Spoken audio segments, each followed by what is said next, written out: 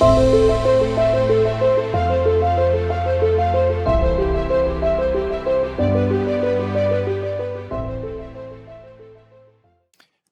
again to Intentionality with me, Paul Kempf, where we explore the possibilities and opportunities that can be created by a more intentional life.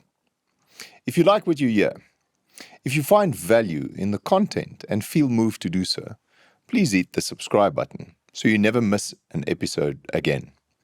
If you love this podcast and or believe it is something that can make a difference in the life of someone you know, someone you care about, please share it with them. Share it with the world so that we can reach more people and impact more lives. This is episode 6. The title of today's episode is How We Think About Money Matters. Again, there is the risk of stating the obvious here. I know. And more importantly, the theme of the first 10 episodes of this podcast is to get you thinking differently about your money, with content designed to make you more intentional in your life, especially when it comes to your finances. So, how we think about money does matter a lot. But what does that phrase really mean? What does it mean when I say how we think about money matters? First, let's go to the life lesson about money for this week.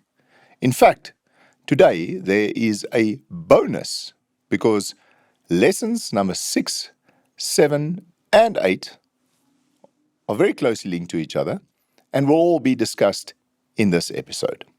In episodes 7, 8, and 9, I will start delving into the basics of financial planning, where I will not be sharing any life lessons on money. So today, you get not 1, but 4 lessons in money. Before we get to these lessons, let me explain why the way you think about money matters so much. We all have different personalities, different behaviors, different religions, different priorities, different things we love, value, need, and want. My journey with money, what worked for me, is probably going to be completely different from your journey. Your idea of being intentional with your finances is without any doubt completely different from my idea of intentionality with my finances. Most importantly, your circumstances and your personal experiences will determine so much of your money personality, of how you think about money, of how you get to your intentional journey. I love the following quote from Morgan Housel in The Psychology of Money to illustrate this point. Your personal experience with money make up maybe 0. And I think I've got this right, 0.000001% of what's happened in the world, but maybe 80% of how you think the world works. Interesting quote. He writes this quote at the beginning of the first chapter in his book, The Psychology of Money, and the chapter is titled, No One's Crazy. The message he's trying to bring across is that everybody's money journey is different. So relax. If everything I say in my podcast does not resonate with you or works for you and your particular circumstances, that's okay. I do, however, know that there are some very valuable general truths and lessons that I have learned through personal experience that I believe will be applicable to your life. And the best I can hope for is to influence your way of thinking about money ever so slightly. And that is where the 4 life lessons on money for this week comes in. These are important lessons that I hope will impact your thinking around money and help you to be more intentional in your thinking and behavior around your finances. So lesson number 6, here it comes. Stop repeating your mistakes. There's a well-known quote, often incorrectly attributed to Albert Einstein. The definition of insanity is doing the same thing over and over again and expecting different results. Firstly, There's no definitive evidence that Albert Einstein ever said this. And the quote has been more accurately attributed to various people, including American writer Rita Mae Brown. Secondly, and more importantly, this quote holds true for so many facets of our lives, including how we work with our money. We all make mistakes with money. I have made some huge ones. We all make bad choices sometimes. We lose a bit of discipline, the discipline we need to manage our finances. We become a little bit unintentional and even irrational in our decision making around money. The trick is to see these mistakes, to realize you are making them, and then to become incredibly intentional in stopping these mistakes. You need to start learning the lessons that life is trying to teach you over and over again when you make these mistakes. Even better, take to heart the lessons that other people, like me, have learned the hard way and stop the insanity. Stop repeating your mistakes with money.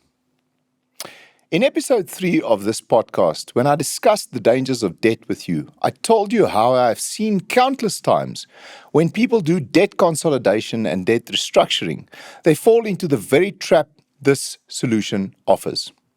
You can finally breathe because your debt commitments, your debt payments is slightly less for a month. And the very next month you start making new debt again.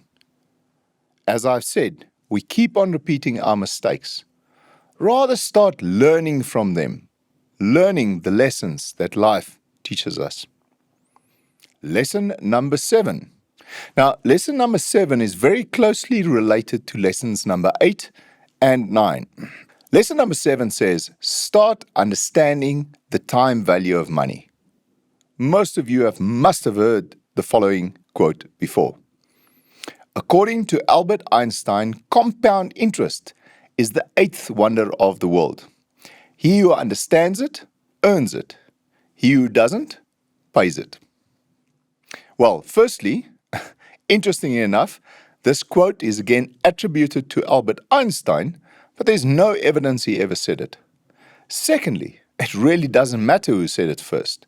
The math behind the statement does stack up and proves how important this lesson is. Now, do not be confused by the example of 1 cent doubled every day that I shared with you in episode 4 of this podcast, or even the famous story of the amount of rice you would have if you took 1 grain of rice and doubled it for every square on a chessboard. For those of you who have not heard this story, this riddle before, the answer is there's not enough grains of rice in all of China to fill that chessboard. This is not what compound interest means. These are merely interesting stories about what happens if you double something small every day. Compound interest refers to the concept of interest on interest. It means you let your money grow more and more rapidly over time, especially if you earn interest on interest.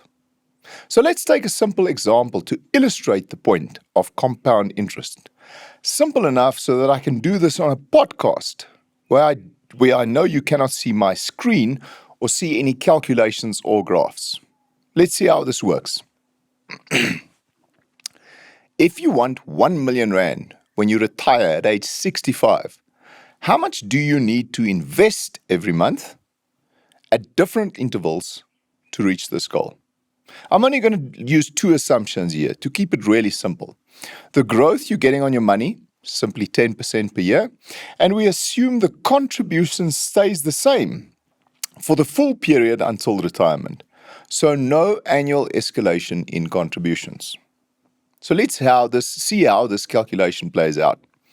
If you start saving at age 20 and you want 1 million rand at age 65, you need to save 95 rand, 39 cents per month. That's not too bad. What if you wait 10 years and you start at age 30? The amount, interestingly enough, triples, 263 rand 39 cents per month. What if you wait another 10 years? and start at age 40. Now the amount you have to invest per month has increased to 753 Rand 67 per month. Another 10 years later, age 50, it triples again. 2,412 Rand 72 cents are needed per month for you to get to R1,000,000 at 65. And finally, if you only start at age 60, the amount is now 5 times more. Because at age 60, you need to put away 12,913 Rand and 71 cents per month to have R1,000,000 by the time you are 65. Clearly, the increase in contributions is not linear. Clearly, there is some strange force at work here. That force is called compound interest. And the most important thing to know about compound interest is that it can work against you or for you. Start making compound interest work for you. Be more intentional with your decision making when you start thinking about making investments. Stop procrastinating. Stop making excuses. You are wasting time. You are missing out. I agree. Time creates value when it comes to money. Be careful that the eighth wonder of the world, the power of compound interest, does not destroy value instead of creating value in your life. Lesson number 8, closely linked to lesson number 7.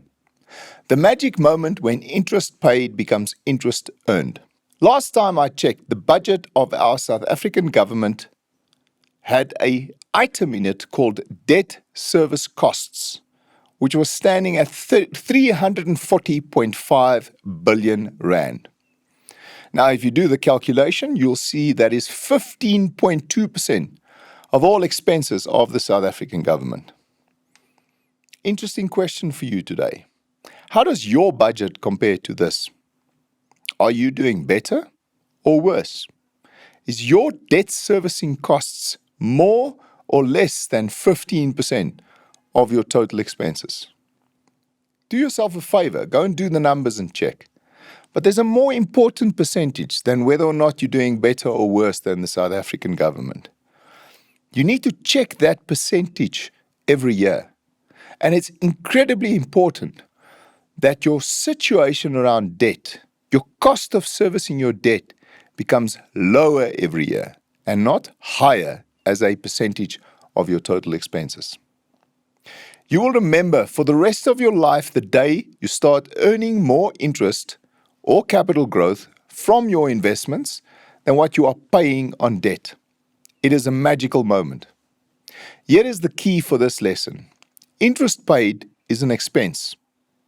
You will need to sacrifice something, some expenditure in your life to be able to pay interest. Interest earned is an income.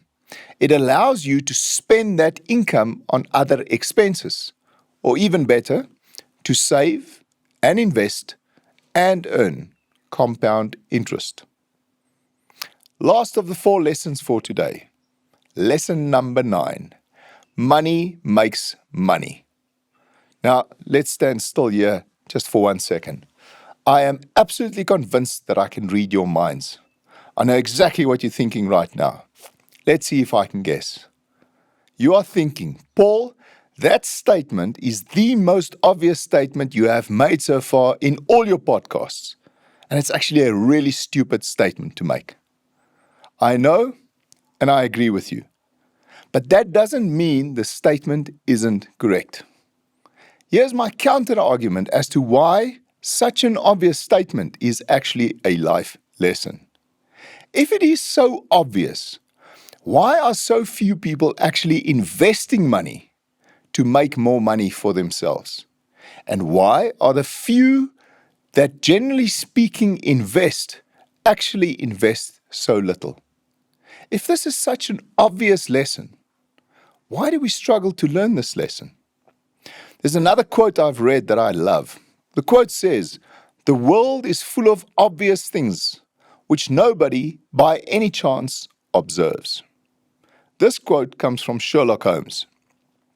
Now, because Sherlock Holmes is a fictional character, we need to actually attribute this to the author of the Sherlock Holmes stories, Sir Arthur Conan Doyle.